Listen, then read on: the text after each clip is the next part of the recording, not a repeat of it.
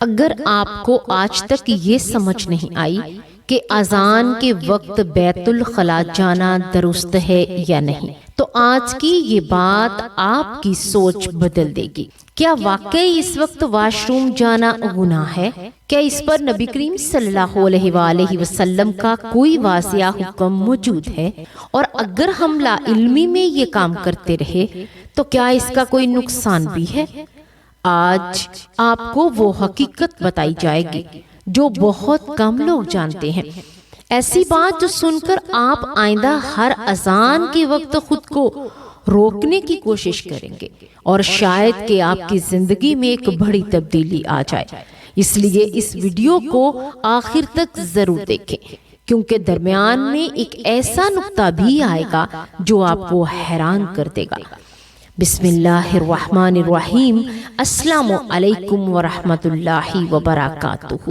اذان اسلام کا ایک عظیم شعار ہے۔ جب اذان دی جاتی ہے تو دراصل یہ اللہ کی طرف سے بندوں کو بلانے کی آواز ہوتی ہے۔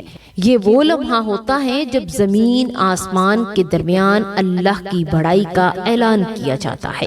اللہ اکبر، اللہ اکبر کی صدا صرف ایک آواز نہیں بلکہ ایک دعوت ہے، ایک یاد دہانی ہے کہ دنیا کے تمام کام چھوڑ کر اپنے رب کی طرف آ جاؤ۔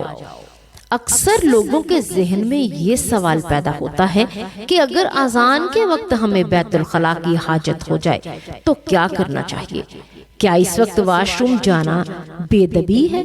کیا اس سے کوئی گناہ ہوتا ہے؟ یا یہ ایک عام انسانی ضرورت ہے جس میں کوئی حرج نہیں؟ اسلام ایک مکمل اور آسان دین ہے۔ یہ انسان کی فطرت کو سمجھتا ہے اور اس کے مطابق رہنمائی دیتا ہے۔ اگر کسی انسان کو واقعی حاجت ہو جائے، یعنی اسے پیشاب یا پخانہ کی شدید ضرورت ہو، تو ایسی صورت میں اسلام اسے روکتا نہیں بلکہ آسانی دیتا ہے، کیونکہ نماز کے لیے پاکیزگی اور سکون بہت ضروری ہے۔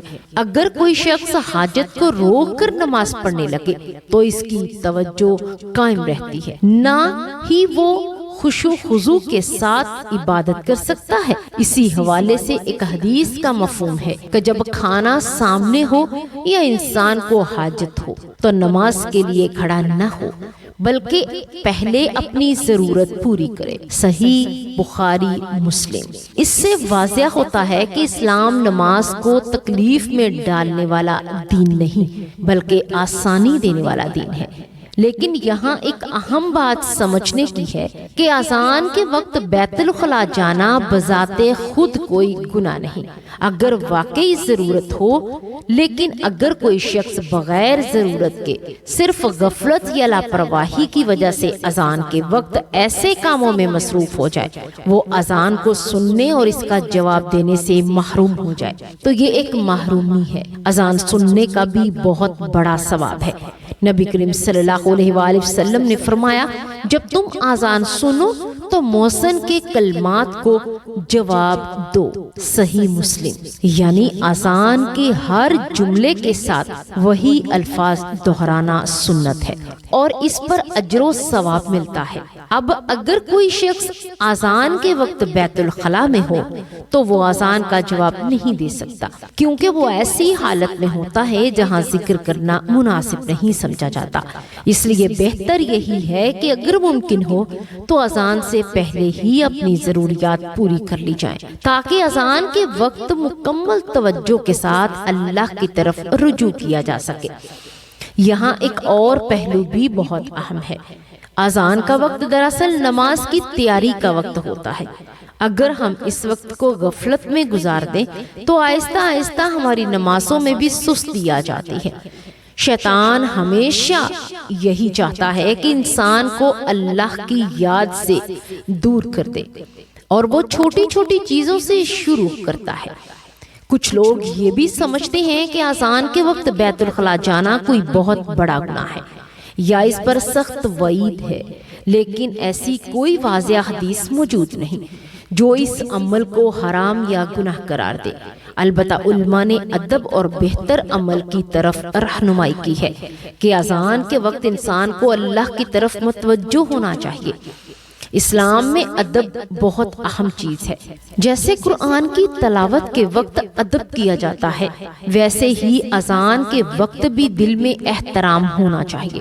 اگر ہم اذان کے وقت بھی دنیاوی کاموں میں لگے رہیں تو یہ ہمارے دل کی کیفیت کو دور کرتا ہے۔ لیکن یاد رکھیں کہ دین میں سختی پیدا کرنا بھی درست نہیں۔ اگر کسی کو واقعی ضرورت ہے تو وہ اپنی ضرورت پوری کرے، اس میں کوئی گناہ نہیں، بلکہ بعض اوقات یہ ضروری ہوتا ہے تاکہ نماز سکون سے ادا کی جا سکے۔ ایک اور اہم بات یہ ہے کہ ہمیں اپنی زندگی کو نظم و ضبط کے ساتھ گزارنا چاہیے۔ اگر ہم اپنے معمولات کو اسی طرح ترتیب دیں کہ نماز سے پہلے وضو اور دیگر ضروریات پوری کر لیں تو ہمیں کبھی ایسی پریشانی کا سامنا نہیں ہوگا۔ یہ بھی دیکھا گیا ہے کہ کچھ لوگ اذان کو سن کر بھی نظر انداز کر دیتے ہیں، نہ جواب دیتے ہیں، نہ ہی نماز کی تیاری کرتے ہیں۔ یہ رویہ درست نہیں۔ اذان ایک یاد دہانی ہے کہ دنیا عارضی ہے اور اصل کامیابی اللہ کی رضا میں ہے۔ نبی کریم صلی اللہ علیہ وآلہ وسلم کی زندگی ہمارے لیے بہترین نمونہ ہے۔ آپ صلی اللہ علیہ وآلہ وسلم ہر کام میں اعتدال اور حکمت اختیار کرتے تھے، نہ ضرورت سے زیادہ سختی اور نہ ہی لاپرواہی۔ یہی توازن ہمیں بھی اپنانا چاہیے۔ اگر ہم اس موضوع کا خلاصہ کریں تو بات بہت سادہ ہے۔ اگر اذان کے وقت حاجت ہو تو بیت الخلاء میں جانا جائز ہے، اس میں کوئی گناہ نہیں، لیکن بغیر ضرورت کے ایسا کرنا اور اذان کو نظر انداز کرنا مناسب نہیں۔ اذان کے وقت اللہ کی طرف متوجہ ہونا بہتر اور افضل ہے۔ یہ چھوٹی چھوٹی باتیں ہماری زندگی میں بڑی تبدیلی لاتی ہیں۔ جہاں ہم اذان کا احترام کرنا شروع کرتے ہیں تو آہستہ آہستہ ہماری نمازوں میں بھی بہتری آتی ہے، ہمارے دل میں سکون آتا ہے، ہم اللہ کے قریب ہو جاتے ہیں۔ آخر میں ایک سبق آموز بات، ہمیں ہمیشہ یہ سوچنا چاہیے کہ اگر اللہ ہمیں اپنی طرف بلا رہا ہے تو کیا ہم اس پکار کو نظر انداز کر رہے ہیں؟ کیا ہم دنیا کے کاموں کو اللہ کی یاد پر ترجیح دے رہے ہیں؟ اگر ہاں تو ہمیں اپنی زندگی پر نظر ثانی کرنی چاہیے۔ اللہ تعالی ہمیں دین کی صحیح سمجھ عطا فرمائے، ہمیں اپنی عبادت کو بہتر بنانے کی توفیق دے اور ہمیں ہر عمل سے برے سے بچائے جو ہمیں اس سے دور کرتا ہے۔ یا اللہ ہمیں اذان کی قدر کرنے والا بنا دے، ہمیں نماز کا پابند بنا دے اور ہمارے دلوں میں اپنی محبت اور خوف پیدا فرما۔ آمین یا رب العالمین۔